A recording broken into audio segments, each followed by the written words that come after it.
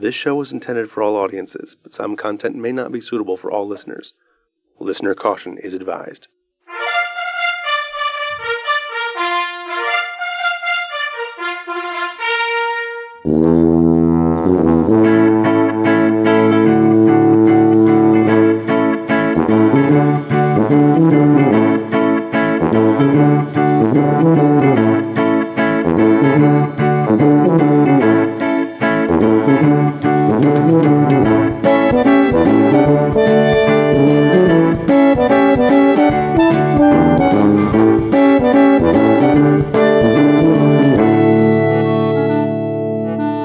Hello and welcome to The Quest, the show where we talk about role-playing in all of its forms, from tabletop to LARP and even cosplay. This is where we talk about tips and tricks to role-players, new and old, hero or GM, and where we share our passion for role-playing and collaborative storytelling with you. You can find more on Facebook and Twitter at IRNerdivore, or you can email the show at thequest@irnerdivore.com or podcasts at irnerdivore.com.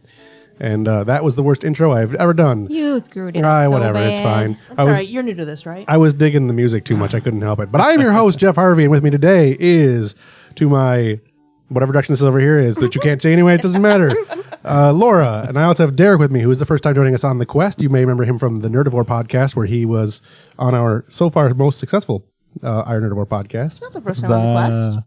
He was on last season. No? Uh-huh. No? Once. Were you? Yeah. Uh-huh. Totally. I don't remember that episode. I wasn't on that episode. You were on that episode. No, I wasn't on You're on all the episodes. I'm not. That's not what I was on. Anyway, and then we have Evelyn, as you could probably hear her snarkiness, her pedanticry. Yes. It's It's not Shallow and it's right. pedantic. shallow and pedantic. No, I am deep and pedantic. You are shallow and, well, douchey. Just shallow. A little more douche. Patchouli and douche. It's my I don't know. favorite. I really like the little less douche thing. I think that it's much funnier than a little more douche. Although, unless you have the context of a little less douche, the little more douche thing is... I don't know where I'm going with this. All right, I think we have news today, don't we? Do we have anything? We have some news. All right, let me get the button. Where's the button for the news? Which one is it? I don't know, It's this find one, the right? Maybe you should blaze it. I should.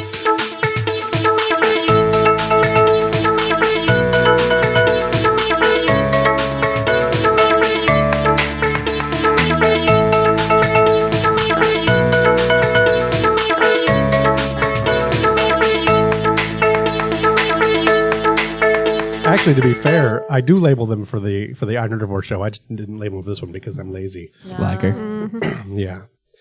See, he's got a shiny new podcast and he doesn't care about this one It's anymore. it's true. That's not true. Actually, I like both shows, although I think I like the Nerdivore show a little bit better. I do like role playing though, so I can't get rid of this one. This is my baby. No, my problem has been that I have the new website up and running, and I've written close to 40 articles in 3 days, so a lot of work. So who's got our news to start out with? Laura, you got first news? Sure. So I wanted to talk about, on a previous episode, we talked a little bit about, I think we did anyways, the whole Ice-T Dungeons & Dragons audiobook thing. Apparently he showed up to an audiobook gig. They didn't tell him what he was going to be recording, and it was a Dungeons & Dragons novel, and he talked about it in his podcast, and said things like, and this is going to sound horrible coming from me because, Say it with I your am gangster. not street. Throw your gangster on it. Things like, son, it took me 3.5 hours to read 25 pages. Motherfuckers talk like Yoda. This shit is impossible to me. This motherfucker got a sword that talks to him and shit. Those are quotes, so it doesn't hurt our PG-13 rating. Right. It totally doesn't count. Let me read some porno or something. I know about that. But anyways, apparently... Those are all fair statements, really. yeah. Then it's legit. I was really hoping he was reading one of the core books. I'd have been so happy with that. I'd have bought that shit out of that. But I get the impression that his comments may have caused some nerd rage, Because and everything causes nerd it's rage. true, it does. That's true. But there's now an article about his basically saying that he's down with D&D. You down with D&D? Yeah, you know me. Dr. RPG. Not RPG. But yeah, he later says the quotes in the article is I want to give a special shout out to all the Dungeons and Dragons people. Y'all have been phenomenal. I have nothing against Dungeons and Dragons geeks or nerds. I told you, I just hate dumb fucks. Which is totally fair, and there are a lot of them out there. And then he says, "What wouldn't Ice-T like about a dungeon or a motherfucking dragon? That shit sounds dope to me." Yep. I'm digging it. Laura, you are very, very I know. white. It is That true. was the most street cred I have seen out of this Totally. podcast so What? far. So. You just can't handle my You're just too gangsta. just too gangsta. Too gangsta. Too gangsta. Yep. She's over here capping. So, but I'm trying to think of the town guard. That's What what, are you I'm trying- looking what for. are you Town trying to guard. say? When keeping it real goes wrong. Yeah, all right. I might have just whitened up a little. Can I make you a mayo sandwich? Make you feel a little better. No, that's too Canadian for me. I can't do it. Speaking of celebrity entertainers and Dungeons and Dragons, I have an audio clip here from another podcast. It's not a podcast. It's a well, it is technically a podcast, but they do a limited run television show as well. Oh, hey, look at that! And it's from it's Vin Diesel about his gaming life. Let me play it for you real quick. It's about a 2-minute video. So video because you can totally see the video, but it's on Shout Out by Peter Barton Goober. Vin Diesel wrote a very affecting introduction to a book, right? Yes. And Dungeons and Dragons, and explained your feeling about games. So I will quote you. Okay. He said, "We were all drawn to the game because it allowed us to become these characters. Playing D&D was a training ground for our imaginations and an opportunity to explore our own identities." So obviously, gaming meant a lot to you as developing as a person. Yes, it did, Peter. And this is, of course, a long time before video games. In the 70s, growing up in New York City, early 80s, growing up in New York City, we played very intensely this game called Dungeons and Dragons. And we would go and we'd buy these large canvases and treat them to make it look like old maps, aged maps, and then we'd create these worlds, and we'd be in this campaign for 8 months. And even while I was bouncing, which is the antithesis of Dungeons and Dragons, even while I was bouncing, if I had a night off, I was playing Dungeons and Dragons. And what would happen is, aside from the fact that it is a training ground for your imagination, but when you would play as a character, about 2 hours into it, your voice would change. Right. Your body composition would change. At any moment, you could get up from the table and pull out a sword, and you're more animated as you would want to be. So imagine Dungeons and Dragons with a table filled with artists, whether they're painters, whether they're actors, whether they're whatever they are, they're able to live in this world of imagination. And again, this is before video games. So I don't know how Dungeons and Dragons would play now in an age of technology. As we all know, he's an obvious gamer. He knows play World of Warcraft, and we all knew he played D&D beforehand. I just thought it was an interesting little bit of an aside for him, and the way D&D plays now was like a video game. So Yeah, pretty much. Thank you, Fourth Ed. yeah, Yeah, but Pathfinder, I think, it does it's okay. done a pretty good job of. Pathfinder redeems itself Yeah. a little. It's Dungeons and Dragons like with role playing. Yeah, I think it captures it's been the original eliminated by spirit, it. at least of what I got from Dungeons and Dragons. I like that he was talking about just his experiences back in the day and whatnot. And I thought it was interesting that as a bouncer, and he's not talking about bouncing on a trampoline, he's talking about like beating the crap out of people, because it's Vin Diesel. He can't. I think he'd just crush a trampoline Because with his massive thighs. But Right. Because the computer is not facing me and I couldn't see. yeah, I was picturing like big, crazy, buff Vin Diesel bouncing in the seat in anticipation. he for was a D&D. little bit, but not really. he actually got up from the table and was like reaching behind him to pull a sword out and everything Right, else. he was Awesome. demonstrating what Yeah. he would. Yeah, That's fantastic. I love him. I think he's adorable, and I love that he's a nerd. Love it. Yeah, See, I think we should get him for our convention and have him run a game. you have no idea Oh, how that much would Vin be Diesel would awesome. cost. Oreos. Yeah, if only. Maybe a Twinkie or two. All right, who's got the next piece of news? Laura, you got any more news? I wanted to talk a little bit about this new LARPs series. I came across this on the on a website called Kotaku. and it's a new YouTube series called LARPs, the series, and it looks really pretty funny. I would like to watch it. It has not come out yet. There's just the trailer out, which we will put. The tagline is awesome. Yeah. I was a live action role player too until I got caught an arrow in the dick. I'll put the video up on in the show notes. Okay. The sad thing is I know a number of people who've caught multiple arrows in the dick. Speak English good. I don't know why. I do that with bot too. Every now and again, I botten. I don't know why I try to past tense the past tense. It's catching an arrow was bad, but catching a torch pole yeah. is really way worse. Yeah. That's a story that I would love to share, but I can't. Yeah. This is why we need Jamie on the. Yeah, I don't think he's going to Poor want to talk Jamie. about it though. It's not something I that don't you know. really want to bring up. He talked about it with pride for a very long time. He did. That's true. Largely because the Lefty the left freaking nut, Lucky the hilarious. left nut says, "Wear a cup." So that's something we should have talked about in the LARP episodes. You got to wear a damn cup when you're playing. True story. Yes. But there's been a lot. I've been seeing a lot of commentary about LARPing movies and LARPing in the media and everything. Yes. And I thought it was I think it's kind of interesting. Yeah, I still haven't caught Knights of Badassdom yet, but Yeah, I I've intend to. been hearing mixed. Yeah, I hear a lot of mixed I mean, I reviews. hear. Yeah, I hear from some of the people who are. Some people whose judgment I don't necessarily trust. That it's not. That it's bad for LARPing and blah Yeah, blah but blah. Travis is an angry guy. Actually, it wasn't Travis. No, he's so. contrary about just about everything. Although And I imagine that's his opinion too. He did say he didn't really care for. He thought it was. Yeah. I think his post on Facebook was that it was kind of mediocre and eh. Yeah. But and then Donna and Nick and Dave were all, basically tripping over themselves and how good it was. And Yeah. and, I mean, I want to see it because it's Peter Dinklage and Right.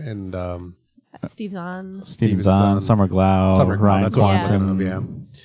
Yeah. Uh, I want to see it. It's $15 on iTunes, I think. So, I think it's interesting because it really is hard to depict LARPing without it looking super super geeky. because it's pretty much super. It's- super. It really is. I And the people say about like with the role models and everything, it's like how it's not accurate kind of a thing, and it's like it's pretty accurate. I have LARPed. Yeah, It's fairly accurate. Yeah. it's semi-accurate. It's accurate to the wide end of the spectrum there. It's about 50% accurate. About 50% of the people that I don't LARP think are it's like that. that There are the people that are super hardcore, which they represented, and then there's the other half of the people who are just there to smack other people with foam weapons. Yeah. I think I've all been- of these things are I've been fairly LARPing accurate. for 16 years. I've played 11 different LARPs, and I'm pretty sure that role models wasn't that far off. Yeah. Well, and to be So- fair, there's different types of LARPs. I mean, like there's the 11's ones, also probably an exaggeration. I think it's more like 4 or 5. But Numbers are hard. There's ones like Canar that have more role playing content and such, and then there's the ones where it's just kind of like a big massive battle, and you just kind of fight until everybody's dead except for one person. yeah, I'm not really sure Canar has more role-playing content so much as less of anything else. Eh. It's more of There's- a, In There's theory, also your it has non- more role playing content. There's also your non-fantasy based LARPs, which don't get talked about much. Yeah. Although they are There- referenced in there was a Firefly Knights of LARP. Badassdom. Yeah, there was a Firefly LARP in Muskegon. Or Yeah. like the or the World of Darkness Mind's Eye Yeah. Theater stuff. Yeah, nobody talks about those really because they get really creepy. The one Mind's Eye Theater event I went to essentially devolved into an orgy. I think you were right the first time. Evolved. Yeah, maybe. I don't know though because everyone there was playing these super sexual vampires, but they really looked to me more like golems and some kind of deformed changelings, some kind of odd Prometheans. So You just saw through their obfuscate is all. yeah, that's what it is. It was the Nosferatu gathering. That's not fair, but it's true. That's a little mean. All right, so Ubisoft is removing swastikas from the German version of the South Park RPG. Now, this is interesting to me for two reasons. One, There's a South Park RPG. There's a South Park RPG, and second, they're being conscious enough to not offend people by putting swastikas and taking them out. And to me, that's not exactly South Park's primary trait. No, Right. that's pretty much the opposite Seems kind of of counter to South Park's. of your Trey Parker, Matt Stone. Yeah. So the quote is, with regards to the German version, all Nazi symbols have been removed from the game in accordance with German law. A Ubisoft representative told the site. Now I knew it was illegal to have in Germany to have the swastikas and whatnot in there. But I was surprised they'd be willing to take it out of the game. I wouldn't have considered the law to have applied in that particular instance, but I don't know what the law says either because it's written in German and I don't speak that much German. So, but interesting. So, do you have any other news, Laura? Nope. I think that's all I've got All this right. time. Well, I got two more. I'll do the one is the end of the year game awards for 2013. This is the RPG Watch Gamer Awards. Awarded Pillars of Eternity with the Gamer's Choice. Pillars of Eternity is a Kickstarter game that I actually don't know very much about, but I thought it was interesting that they raised over $4 million on their Kickstarter in between other fundraisings. And it's a digital RPG. It's an online RPG. So I'm willing to. It's scheduled for release in Q4 of this year. So hopefully we'll get some more information on that. I'll have to keep track of that. The runner-up was with The Witcher 3: Wild Hunt, and the third place was Divinity: Origins of Sin or Original Sin. Sorry. So that was interesting. And then I'm going to report this on this show as well as the Iron Nerdivore podcast because this is what I consider significant enough news to warrant in both, and that is that beloved actor, director, and comedian, an all-around awesome, fantastic nerd guru and hipster genius, Harold Ramis passed away at the age of 69 at his home in Chicago of an autoimmune disease that is very rare. I'm not going to pronounce it because it doesn't really matter to anybody anyway, but I thought that was really something very sad that we should talk about. That is really sad. So, for those of you who don't know, he's obviously the guy who wrote Ghostbusters and starred as Egon Spengler. He wrote Groundhog's Day, Analyze This, Animal House, Caddyshack, Year One. I think he just directed Year One, and that wasn't a very good movie. But No, but so many other movies on that Yeah. list are amazing. Yeah. yeah, he's one of the original SCTV people. Just a brilliant guy who is definitely going to be missed. And I was trying to think the other day what movie had gotten mentioned the least that I liked the most, and obviously Ghostbusters, but everybody talked about Ghostbusters, so that Right. wasn't the only movie that I could think of that nobody ever mentioned. Although one site actually used the photo of Stripes. I was actually going to say Stripes. That's it's one of my favorite I love that movies. It's so funny. And you can't really beat the cast. I mean, it's John Candy and Bill Murray, Bill Murray, and Harold Ramis. Harold Ramis, and was that directed by Ivan Reitman? I think so. Yeah. If not, I know Ghostbusters was directed by Ivan Reitman. So, but Dan Aykroyd said in an interview with I want to say the New York Times that they had been planning to do Ghostbusters 3 this summer, and that Harold Ramis was definitely quote unquote in. Obviously, that's not going to happen now, but the rumor is that they're going to continue with the movie and that they're going to make a mention and tribute to it. And I can only imagine they're going to tribute to him because, he wrote the original one, and yeah, they have to.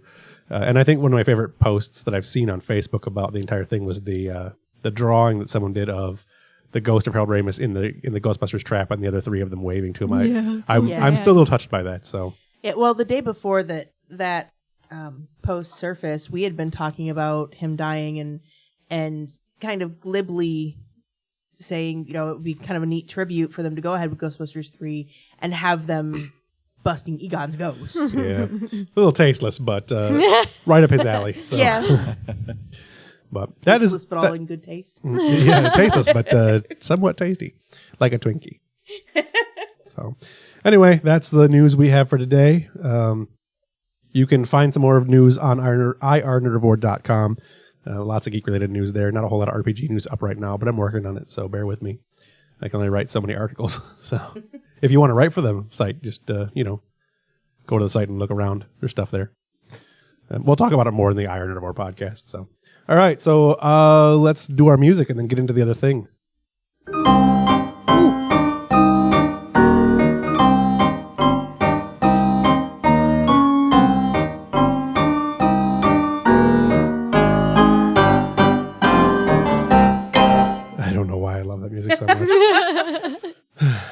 The music for this podcast is just, it's very good, but it's still not as good as the Iron Divorce stuff. And in fact, somebody from another podcast said they were super jealous of my music for both shows. Nice. Yeah, I saw that. So I thought that was interesting. Anyways, our topic for today is superhero RPGs, the pros and cons thereof. There are a lot of superhero games on the market, and with the superhero explosion in the last few years with the Marvel movies and the DC TV shows and the DC movies to a much lesser extent, I think a lot of people have been looking to do a lot more role-playing of superheroes. So I thought this would be an interesting challenge of a role-playing topic, or of a topic for the show. I have been role-playing superheroes for a long time. We started, I think, with Champions way back in the day, which is a pretty decent game. And I think we peaked really with the Saga system for the Marvel card game. We didn't really play much after that. We did some. I think for me it was probably the White Wolves Aberrant. Yeah. See, I never got a chance to really play Aberrant much. You guys all played without me. I liked that. I played a couple of Aberrant games. I think there was one that Net ran and one that Dave ran. Yeah. And I like that. I like the system. It's basically the WOD system, which is just so simple and easy to use. Yeah, it is. I also like how the system is kind of set up to be. You can kind of make up your own powers and such. It's very open to creativity. Yeah. Yeah, as I far like as that. character creation goes. I enjoyed the DC Adventures, or DC Universe, I think was it, by West End Games, when they had switched over to the D6 Legend system. I really enjoyed the little bit of gaming we played with that, and I have a lot of the books for that I really enjoyed. And yeah, it was a really, really cool game. They did a lot of really cool products for the system. I think the only thing they were really missing were adventures. It's one of the few big systems I can think of that didn't have any published adventures. Well, they also didn't really get very far with it. I mean, they only put out like about 6 or 7 books, and then That's pretty far. Yeah, compared to a lot of systems, specifically superhero systems, like the Marvel game has one book. The new Marvel game. The new Marvel game has one book. The current DC game, and it's been out for a couple years. Yeah. The current DC game has got 3. That's I think that's an that's industry another thing though, 3 because years. back when the D6 one came out, it was a much different industry, and books sold much better. Now it's a much harder industry to get by. And now I think the first superhero system that I can think of is the TSR Marvel. There might be one before that, but TSR's Marvel I think is the oldest one I can think of, and they had some pretty good books for that one, including the original X-Men book and stuff like that. So they had a lot of really good products for that. Yeah. If you're looking for something just for nostalgic purposes, I wouldn't want to play it, obviously, but the system is pretty complicated, but it is just a great source material if you're interested in the backstory of any characters. Especially because stuff it like that. kept a pretty good track of the stuff that was going on at the time, plus the stuff that had been happening right before that, which was you're talking about the Phoenix Saga stuff and a lot of the best comic book storylines of all time. Oh yeah, plus a lot of cool little extra things like maps to Avengers Mansion and X Mansion, the Baxter Building, just cool stuff. Yeah, that's one of the things I really liked about the second Marvel one, the Marvel Saga. Some of the source material was really good. The Reed Richards Guide to Everything was a fantastic book, and the cards were nice. I mean, I know you didn't really care for the system, but it was beautiful product. But I don't think the game really had much longevity. The characters went from being overshadowed to basically omnipotent really quick. Yeah. I thought the cards system. I don't know. I'm not sure which system I actually played, but I did play one game where they used the cards, and I thought it was interesting. I don't know how good it would be on like a long-term sort of campaign, but it was fun to play a couple times. We played one that didn't last for very long, but it was fun when I played it.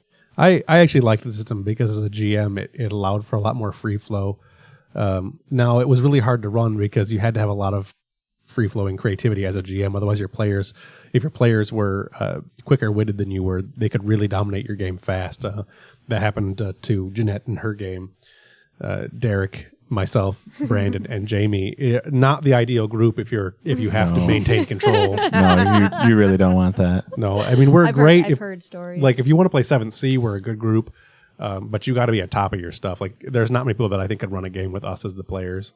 So I mean, they might be like Dave and James, and that's about it. I'm a little biased against that system too, just because I prefer dice. I started with dice. Oh yeah, I prefer dice. Yeah. You know, so the card thing, it's neat. It's like cool. Here's something different, but I don't. That's care. really the thing. Give me I dice. think it's interesting because it's sort of unique, but I'm not sure that I'm not sure that it's good for a long term thing. I think it might be fun. I think it's kind of fun to play here and there, just maybe like a one shot kind of thing. But I'm not sure that it's really a good system for long campaigns. I can I agree have with that. I have a hard time reconciling the idea of diceless tabletop. There you go. Okay. You told me to talk to the Yeah, side of the damn thing last time. I know, but you need to talk towards the. It's not that complicated. He's bad at explaining things. I'd rather have goofy dice like the West End Legend dice or the current Star Wars. I love the Star Wars system dice. dice. That You would know, actually be. I'd rather Two have a Wookiees. handful of weird, Two Wookiees oddly and one symboled explosion. dice. I tell you what, if they actually were to do if Fantasy Flight were able to put together a Marvel or DC style game using that system or a variation of that system, I think it'd be really good. Well, hopefully that'll happen since Star Wars and Marvel are, Yeah. under the same Hand in house hand. now. Yeah, I just found out. I should have known this a long time ago, being a nerd. But my comic book credit is very weak. That Warner Brothers is what owns DC. I didn't know that. I should have known that because Oh, it yeah, makes all yeah. the sense in the world. But I never put 2 and 2 and a half together. So I don't know. 2 + 2 = 5, right? 2 + 2 = Warner Brothers. I don't know. Now that I'm actually getting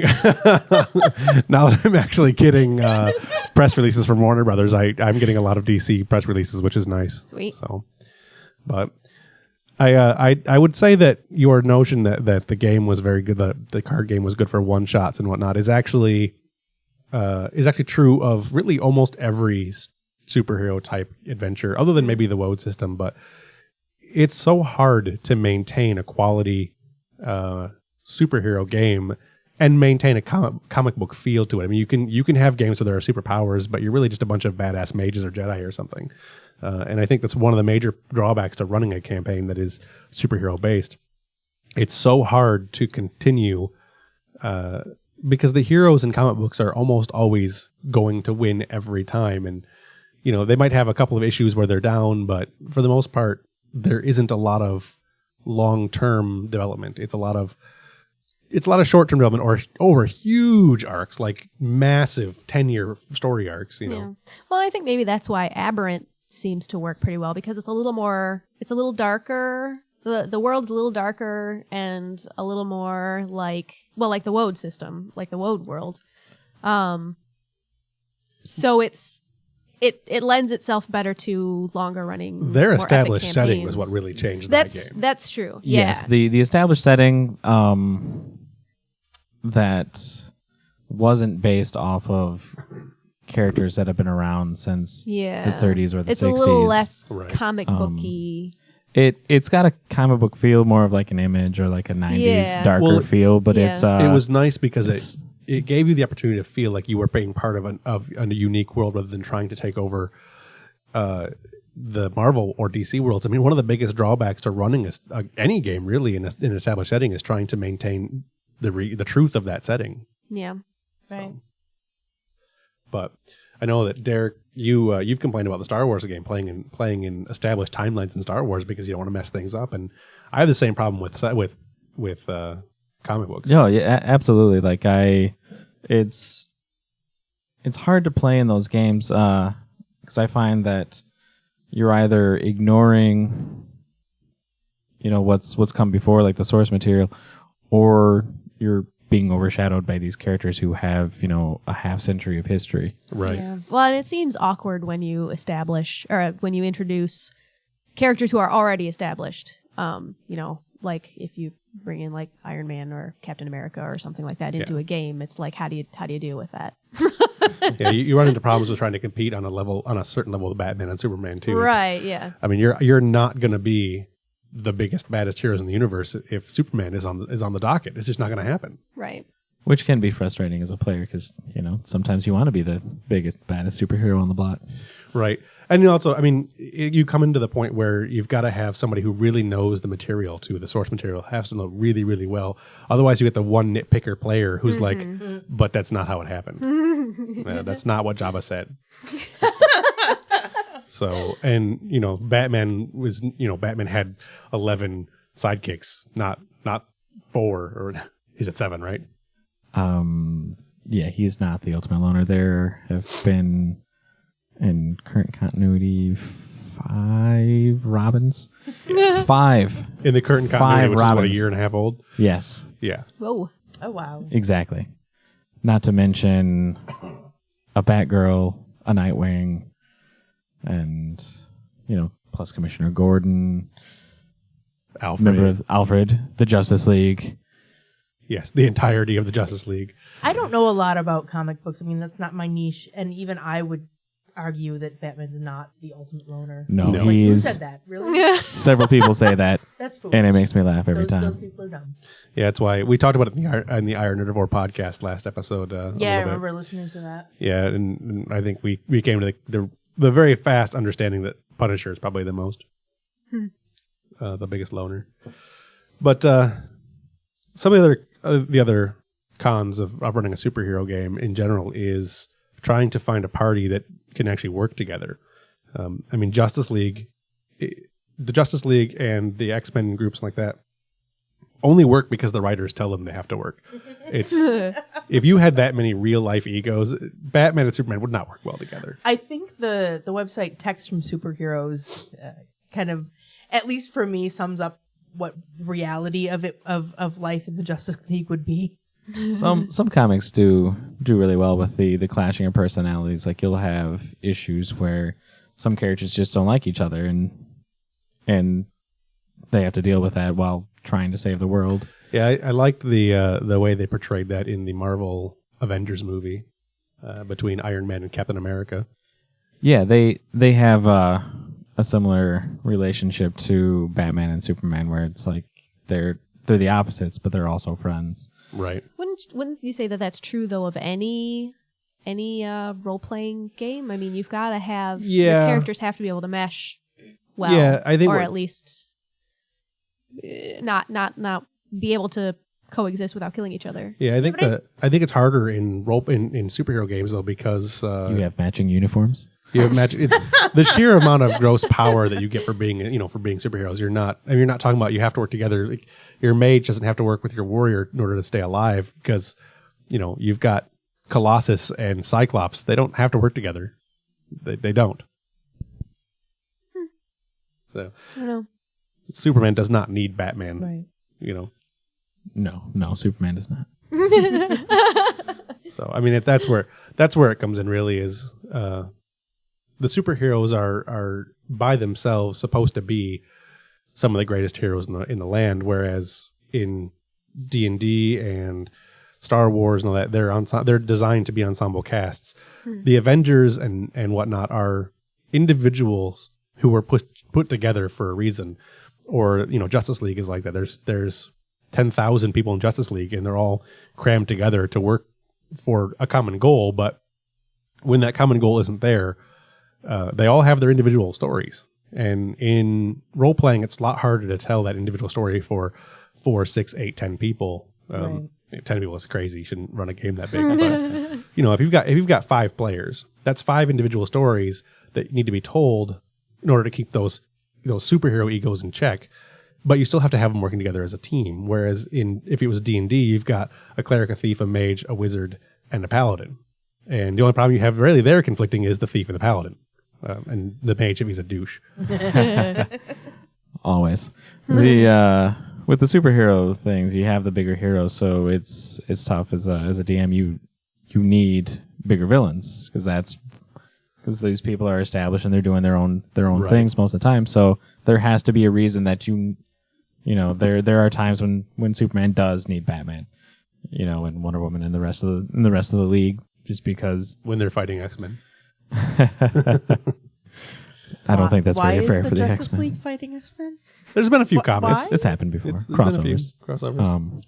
But no, I they're don't think they ever turn out fighting. right because I don't think they ever turn out right. I think Justice League should destroy the X-Men pretty much every time. But hey, whatever. It depends on which Justice League, which era Justice League, and which era X-Men. That's fair. But yeah, sometimes you have to take all these characters who are, super powerful on their own, and you have a dark side or a Thanos or Right. a world or like planetary or galaxy universe level threat Right. that Something forces that everyone to work destroys the together. entirety of the Green Lantern Corps and then strolls into town like, "Hey guys, nice planet. Want to fuck?" That's not a quote. That's not. It's close. It's close. Pretty sure that's what Galactus says every time he shows up. But so what are some of the advantages of gaming in a superhero setting? I mean, obviously, there's the joy of being able to be, a superhero. You get to save the world all the time. and Absolutely, you get to save the world, and unlike a lot of other games, you are powerful. You're not running around casting your one magic missile and like, sweet meat shield, help me. Right. No, everyone has useful abilities at all times. Yeah. Which is different from most other genre games. I think I like superhero games because they attract me on a like a youthful level. Yeah. Because I'm sure like everybody, I used to fantasize about having, powers, and I used to want to be able to fly Every or morning. be invisible or, whatever. And being able to come up with a character and I get to go, okay, so what superpowers do I want to have? Is Yeah. just like, there's nothing else that gets my imagination going as much as that, Yeah. No, I'm with you. I love making superhero characters. When I grow up, I want to be Billy Batson. Yeah.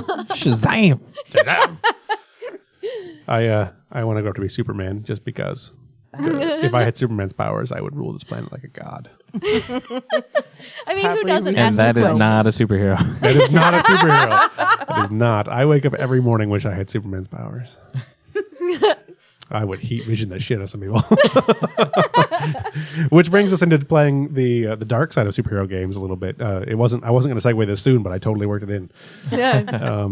So playing the villains of a campaign, I think that this is something that is really hard to do. It is very hard to run those games. You have to find something for your players to do. Like, hey, here's the bank. You want to go rob it? Or, hey, here's this team. And Well, I think that it's a lot more.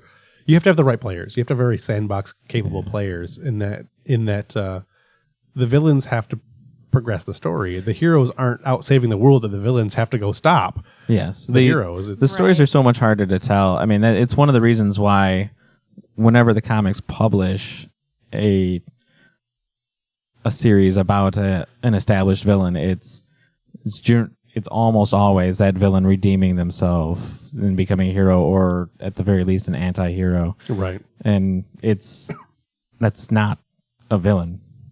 Right. An obvious exception to that would be the Joker comic that came out right after Dark Knight Returns. True, but that's a one shot. It was a I mean, you one-shot. can do one shots. I'm talking about ongoing yeah, stories. ongoing even series. even miniseries. Those are very rare. Yeah. And you have to have, in order for the stories to be long-term capable, you have to have redeeming qualities as these characters. You have to have these moments of clarity and sympathy. House of Cards is about a guy he's a bad guy, but he has sympathetic characterizations that make the show watchable. Even Bryan Cranston, what the hell was he? What did he play? Breaking Bad.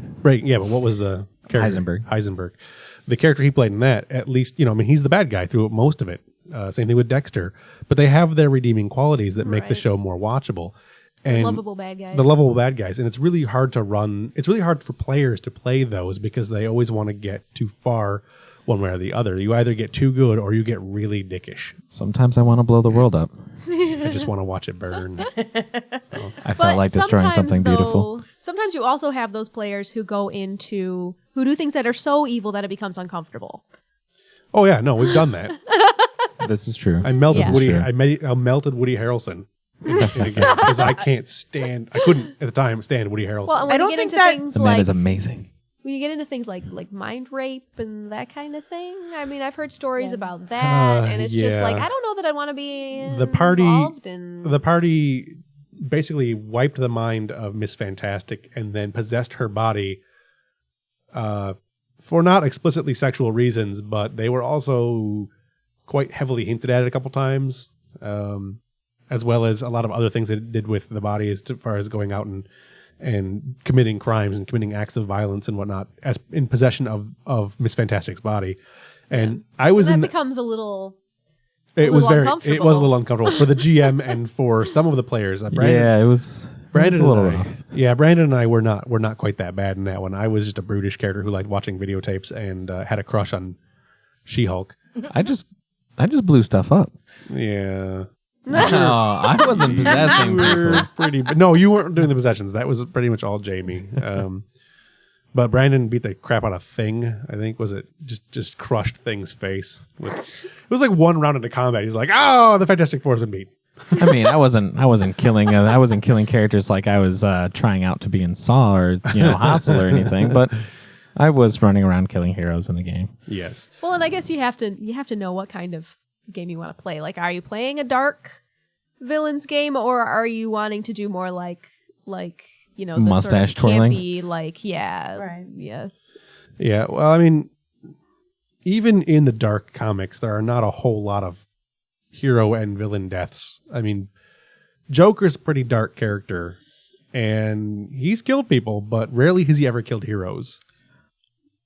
Killed the second Robin, paralyzed the second Batgirl, and killed Commissioner Gordon's wife. Yeah, That's pretty good. I mean, that's 3 characters in 50. yes, that's a big hero count for a villain. I mean, big heroes.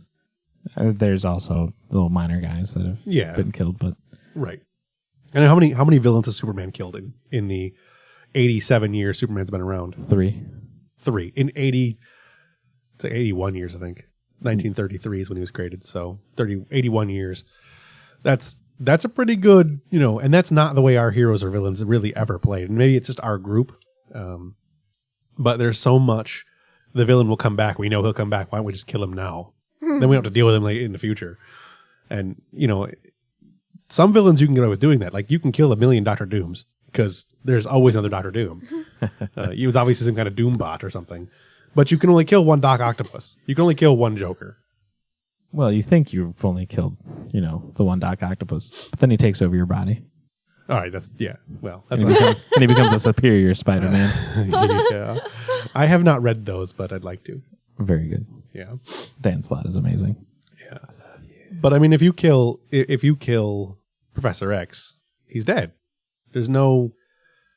Don't I know? Unless you're watching X-Men 3, and then he takes over the body of a comatose patient. Which does not make Quiet any. face. Oh my god! Shush. Hey, it happened. It, No. Put no, out it there. didn't. No. it didn't It happened. happen. It happened. It That's didn't happen. continuity. Not a thing. It's not a thing. In the film continuity, it's a thing. No. Get over It's it. in It the happened. film That continuity, doesn't exist. Which which they're rewriting with the new movies.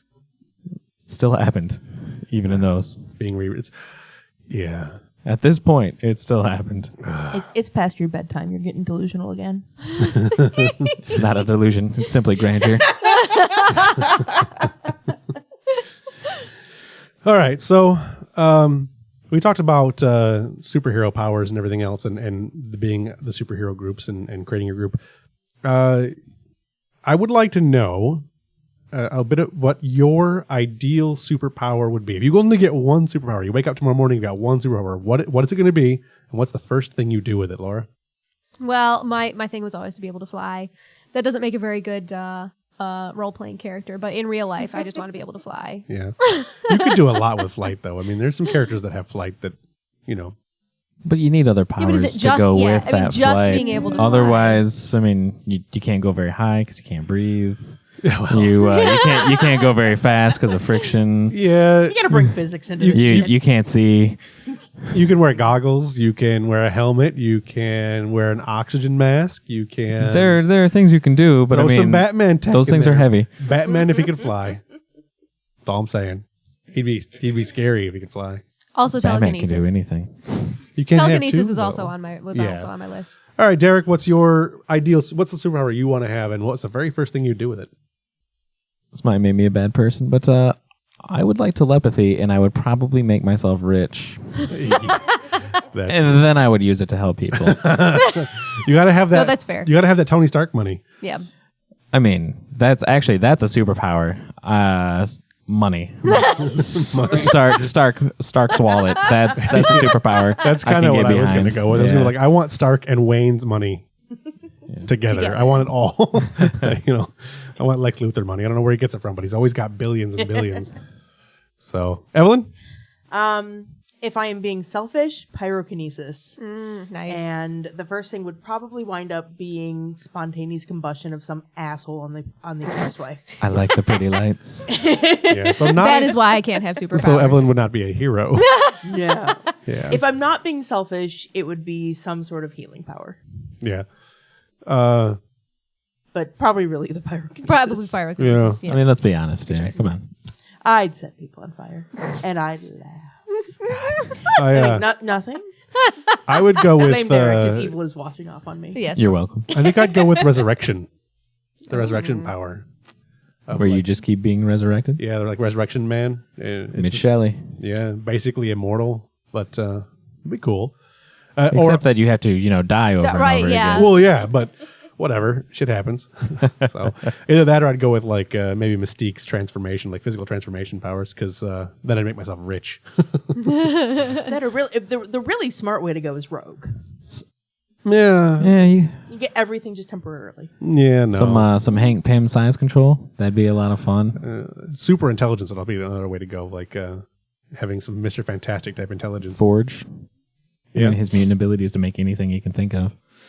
There was one power in one of the comic books that I liked that was image manipulation. Anything you could draw, you could create in an actual, like, it would actually become real.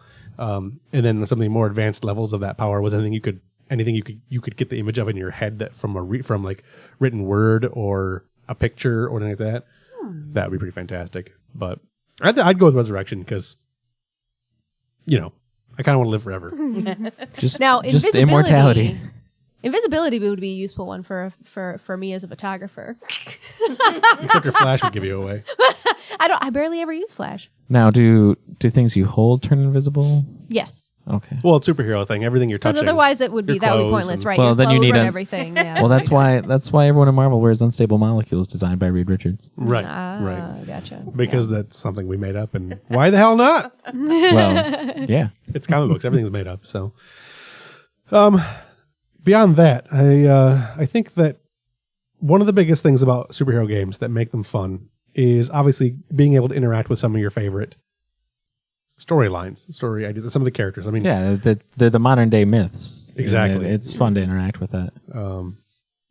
especially when you start getting into things like being able to live out the Avengers movie or the Spider-Man, or I'm trying to think of the name of the freaking. I can't. I'm out. Never mind. I got nothing. You suck. I know. I'm bad at podcasting today. Just like every day. What are you See, trying I to think don't- of? Now I'm curious. What's that? What are you trying to think Oh yeah, of? you gotta finish. I can't. You have to remember. finish. Do was it. it? You have. Well, it kept slipping away farther and farther, and then it was just gone. So it was the I don't know, like the Watchmen would on. be a good one. That'd be a fun story to actually be a part of. That would be a really good role playing game, like because you've got all this. There built-up is actually story. there was a supplement for it from the DC role playing game from that time. Yeah, actually. I mean the actual story would have been a really fun game story to tell because it had a lot of There's character even minis. development and yeah, there are. Minis. I cannot for the life of me remember what it was. I am really just a crappy person. I don't know. I'm gonna think of it like halfway train of through thought got derailed. Yeah. So Dr. R.P. Sleeve. But Wait, no. See- I'm narco sleepy. You can't have my gun. that's Evelyn's real superpower is narco sleeping. Narcos Theater. Mine is I can ego. sleep anywhere. I can sleep with narcos.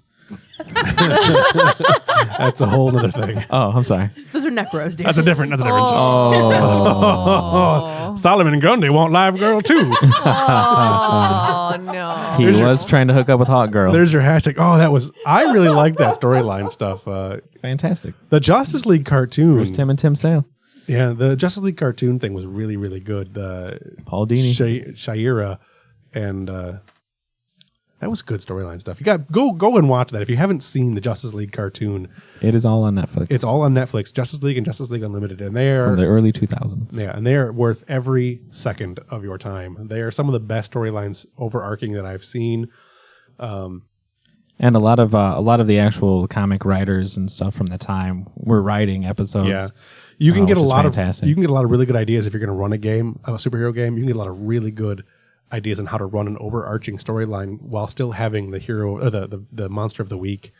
Yeah, everything they did were 2 or 3 part stories, with the occasional overarching elements from two or 3 parters to make a larger story. Yeah. But for the most part, you could you'd have your 2-3 parts and be done, and that's probably a good way to run like a superhero. I game. think it would be you really do ideal. a couple little things like that. Yeah. If you were going to do one, you'd almost have to run it because then you've got this issue type feel, or even like a trade paperback type feel, and with an overarching storyline 6 for your and done. total characters. Yeah, 6 and done. So it's definitely doable to play a good superhero game. It's not easy, and you have to have the right group of players, and you have to have the right mentality. There must be an establishment beforehand of what kind of game you want to run and what kind of game the players want to play. And don't be afraid to tell the player they're out of line or, just I don't say it enough. I should. If a player is a problem in your game, boot them out. There's no reason to drag everybody else's fun down. If you're not having fun, then why are you playing the game? So, Right. At the very Absolutely. least, talk to them first. And well, yeah, I mean, obviously, but don't be afraid to take that next step if you have to. So, especially when you can make a lot of allotments in games like D&D because the rest of the party needs that person. But in a superhero game, you really don't need that extra person. There's always a way to get a superhero in or out of the story. You don't need Iron Man in the Avengers. It's great to have him. You need his money. No, I mean, well, he donated his mansion, so they didn't really need him after that. But the big characters that people think of at Avengers are Avengers less than anybody else. Like Hawkeye has been an Avenger in more issues than any other character. Right. Hawkeye, Right. the dude with the bow and arrow, and no powers. Yeah. More the than purple more than arrow. Anybody else? The purple arrow. He's Purple Arrow. He's Green Arrow, only purple. For a very long time, that was true. Yeah. I mean, it is what it is. But so with all of that, He's got his own series. It's amazing. I really liked what's the the Panther's name? What's it? Black Panther. Is it Black Panther? Yeah. Okay. T'Challa, son of T'Challa. That's the word. Yeah. The name I was T'Challa, looking for. yeah. He's awesome. The Black Panther. Yeah. Very cool. And there's a lot of stuff, like I said, you can do with the game. And when you're First African superhero. looking to do a superhero game, really, really think about your system. Don't jump into a system that isn't built for it. I recommend if you want to go kind of an old school feeling, you're gonna want to go with Champions because it is well established. It's out there. They're still doing stuff for Champions. I believe I think they just recently released new products. They in addition to the Champions Hero stuff, they also have a line of books for villains if you wanted to go the darker Yes. route too. Yeah, and obviously there's the old Saga Marvel game. It's hard to get a hold of now. It's been on a print for a really long time. Same with White Wolf's Aberrant. and in addition to that, they're the Aeon Trinity and Adventure. Adventure, which are parts of that, just different time Right. periods. So they're out of print, but you can find them online. Yeah, and I recommend those for the simple fact that they also come in D20. There's a version of D20 for those. I wouldn't recommend that, but if you want to find them, you can still get print versions. It of is an those. option if you're looking to go from. I mean, if what you're playing is D&D, it's an excellent way to go from your medieval fantasy to a superhero. Yeah, You're going to be using the same rules. I always, in one of the previous episodes of the quest, I actually recommended weaning yourself off of D&D into World of Darkness. There's also Yeah, Mutants and I know. Masterminds by Green Yes. Ronin, which is a variant of the D20 system. Yes. But if you're going to do it, I recommend, for current systems, I would recommend doing a slight modification of the new World of Darkness and using maybe like getting your powers from Mage and Vampire and whatnot, and just using them, not calling them whatever they call them, just using them as powers. Right. So it's an option to do, but you can also look at the D20 system, the D20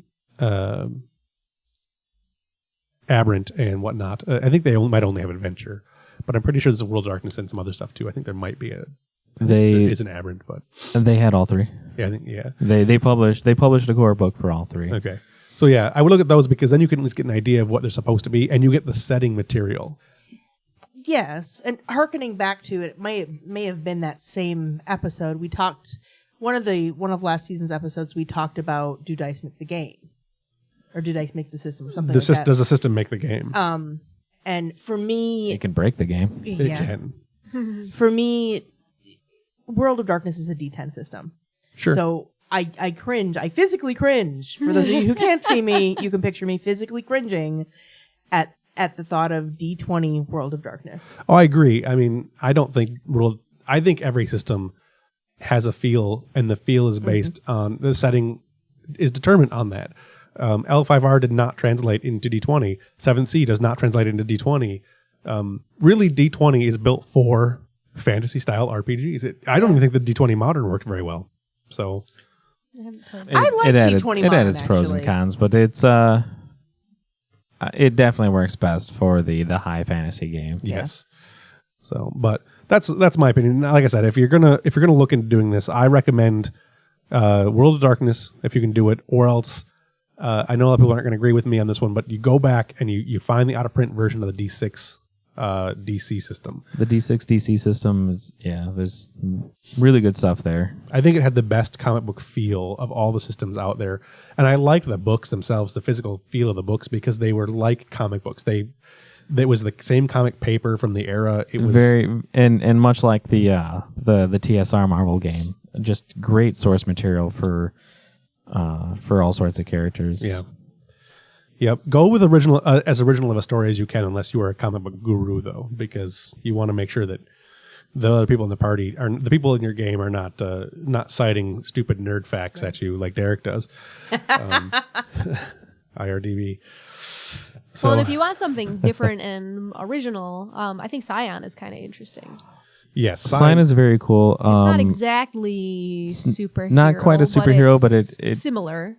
especially the first book of the Scion. Basically, is a 3-part game where you play the child of a god, and you go from the archetypal hero to a demigod to a god yourself. The first book, especially Hero, has got a superhero feel, and it's a variation of the current WOD system. yes. So that'd be another good place to start as a good jumping off point. Probably easier to find the books too. There's Yeah. 5 books Those are, total. Yeah, it's still in print. I think. The- Yeah, they're still fairly new. 5 books Well, total in the entire system. I don't think they're in print anymore, but there are actually some DC and Marvel games that are currently in print. You can give them a try. I don't recommend them. I don't think they're very good, but and then of course there's the Hero system. I think Hero just came out with Hero 7. Yeah, That's an extremely complex system though, so be ready for it. very very rules intensive. But you can create any power you can think Yeah, of. you basically design your power from scratch with everything else. It's a really complex system, but it's definitely, once you get it going and once you know it, it's actually not that bad of a system. And then the current Marvel system is pretty much the opposite of that. It's very rules light and is super role playing intensive. Yeah. which is cool, but it's sometimes you need strict rules to keep players in line. That reminds me of another system you could use to do it. I don't know if there's a superhero setting for it, but the Fate system is a very nice for that kind of thing, because now you're getting into a lot less die rolling and a lot more quick play. I'm not a huge Fate fan, but The Fate system, is that the Margaret Weiss and Tracy Hickman? no, system? that's the Cortex system. Okay, No, the that's Fate, what the Marvel system is. yeah, new the Marvel Fate one. system is D6, and I think you only ever roll 3 or 4 D6, but they're pluses and minuses on the dice. and it's all based on being able to get success. It's basically success based, but it's all a matter of telling a good story with the power you want to do, rolling the dice, and then collaborating with the GM. It's a much more collaborative storytelling game, and they're very light on rules. So it's not really I don't really like that game. I don't like the system very much. That's what the Dresden Files has done, and is the Fate system. So Okay. on that note, I think we can wrap up our show. We're at just exactly an hour now. So I got to cut like 2 minutes out, but it feels short because we talked a lot. It was actually feels like a good episode to me. You guys talked a lot. I think Laura and I kind of watched tennis. I tell you what, this is a good. Hey, I got some She got some stuff in there. I got some stuff in there. This This is not my. You my had a area of couple. expertise. You had a couple. it's kind of Mostly like what snarky Eric was saying the other comments. day. Is he Well, was yeah. when he was part of the Iron Nerdivore show. He said he felt like it was just me and Derek, and you know what? That's fine. I think the show turned out good, and I think they're fun shows. So I think the format of Well, having you guys have the comic book knowledge and Right. everything. I have no comic book knowledge Yeah. really at all. So We'll fix that. we'll fix it. That's I want to move to the format of having two heavies and two lights on for the show. I think it actually adds a nice dynamic to the way the discussion happens. You calling heavy? You put a couple pounds on there, Derek. oh You man. shut your mouth when you're talking to me. He's letting himself go. We got to put the ring on him, and now it's just Oh man. I wanted. I put a ring on it. Now that's what I got.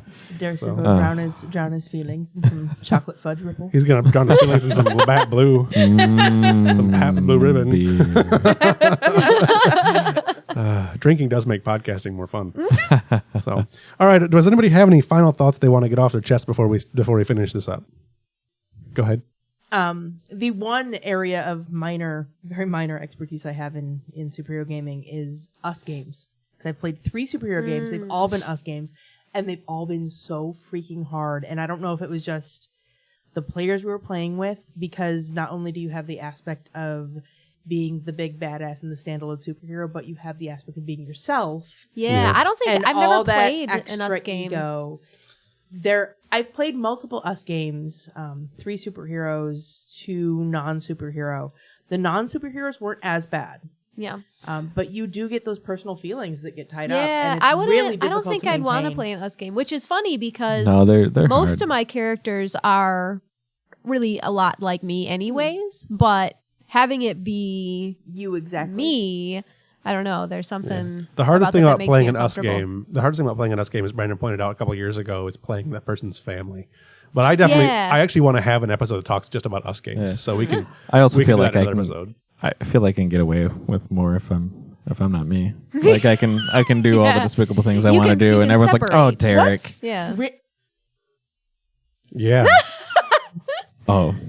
Oh, you haven't seen anything yet. Have you? I have literally been rendered speechless. My work. What here. She says as she's talking. Mic drop. What do you Boom. hold back? Yeah. The things that you say, what the hell do you hold back? But no, he has a point though, because Yeah. like with the Star Wars game, but with this whole conflict between my character and your character, if I didn't have I've been having a hard time separating myself from Ava, and the emotions, even that realizing that it's my character, it's not me. Having that separation, if you don't really have that separation, I would think that would make it really hard. Yeah. Again, that's something we can talk about in other episodes. I don't want to get too much into that because we are running. All right. I'm trying to keep the show because the last episode of the Nerdivore was 2 hours even, and I want to try to no. keep this show at around about an hour. So It's because you guys are long. It made for a really nice walk for the dog, though. I Doesn't it? popped on my Bluetooth headphones and took Sage out for like an hour walk and listened to the last half of the yeah, episode. it was a good episode too, and I'm looking forward to the next episode of that show. I don't know the topic yet, although I think we're leaning towards best cartoons of the 80s and 90s, so that could be a fun one to talk about. That could be fun. Yeah, so we're going to definitely do an episode about playing ourselves as characters, or we'll wrap that into another episode or something. I'm not sure we can get a whole episode out of it, but we can get probably a half an hour discussion, no problem. So with that, we're going to call it a night on this show. You can follow Iron Nerdivore. You can follow the Quest at ironnerdivore.com. You can also message us back at podcasts at ironnerdivore.com or the Quest at ironnerdivore.com. That's podcast, actually, not pod. There's no S. So get that right. You can also go to the website. Now, I have added a link on the It'll be on the right-hand side. Just click on that, and you can record a message. Leave us the message. I think you get about 20 seconds, 22 seconds you can record, and then we can play your message online if you want on the air.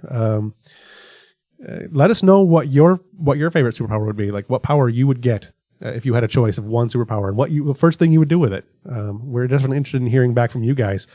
I know everybody thinks about it, so even people who are not comic book fans, I know you think about what superpowers you would have, or what one spell you would get if you were a mage, that kind of thing. Don't forget that you can follow us on Facebook and Twitter at IRNerdivore. You can also follow our primary sponsor, Geek Fan Expo, at geekfanexpo.com, or on Facebook and Twitter at Geek Fan Expo. And GFX will be at the Doubletree Hotel in Dearborn, Michigan on September 5th, 6th, and 7th, 2014. Tickets are available now at www.geekfanexpo.com. You can use promo code IRNerdivore and get 20% off registration. Registration is currently going on. Book your room and book your tickets. We do have some people to announce coming up on the next episode of IRNerdivore. I have another author I'd like to announce. So also there will be an upcoming episode of the IRNerdivore podcast starring with a special guest of Matt Thayer, who is an author. He's confirmed he definitely wants to do the show. I just have to figure out what time I'm going to get him on. So, and he's currently on tour signing books and whatnot. So I have to get him in there. On that note, I think we don't have anything else. I know Brandon's looking over my shoulder like he wants to be involved, but we don't have him. So maybe on the next episode. From me and all of my friends in the studio, so long and thanks for all the fish.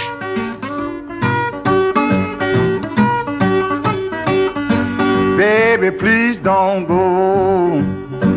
Baby, please don't go. Baby, please don't go back to New Orleans. You know it hurts me so. Baby, I'm way down here. You know I'm way down here. Baby, I'm way down here in a Roland Fog. Baby, please don't go.